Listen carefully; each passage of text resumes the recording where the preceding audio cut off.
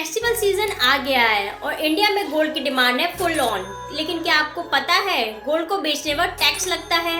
अगर आप गोल्ड में इन्वेस्ट करते हो, चाहे ज्वेलरी हो, ईटीएफ हो या एचजीबी, तो ये वीडियो एंड तक जरूर देखना। गोल्ड की प्राइस एमसीएक्स के डेटा के हिसाब से 50% एनुअली इंक्रीज हो गया है और सीएजीआर भी 30% तक पहुंच गया है।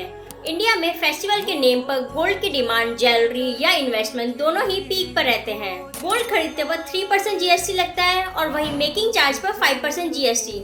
गोल्ड खरीदते टाइम इनकम टैक्स नहीं लगता है, वहीं अगर आप सोल्ड करते हो तो इनकम टैक्स चार्ज होता है। अगर आप फिजिकल गोल्ड, गोल्ड ईटीएफ या डिजिटल गोल्ड 24 मंथ और उससे कम होल्ड करते हो तो उसे शॉर्ट टर्म कैपिटल गेन कहते हैं और स्लैब रेट के अकॉर्डिंग टैक्स लगता है। और वहीं अगर आप 24 मंथ से ज्यादा होल्ड करते हो तो उसे लॉन्ग टर्म कैपिटल गेन कहते हैं और फ्लैट 12.5% टैक्स लगता है विद नो इंडेक्सेशन। और अगर आप एचजीबी होल्ड करते हो टिल मैच्योरिटी, देन इस केस में कैपिटल गेन टैक्स नहीं लगता है।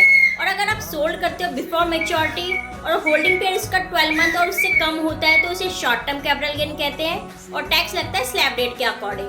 और अगर आप 12 मंथ से ज्यादा होल्ड करते हो तो उसे लॉन्ग टर्म कैपिटल गेन कहते हैं और इस पर टैक्स लगता है flat 12.5% with no indexation. HGB RBI के थ्रू इशू होते हैं 999 प्योरिटी के साथ और 2.5% एनुअल इंटरेस्ट भी मिलता है।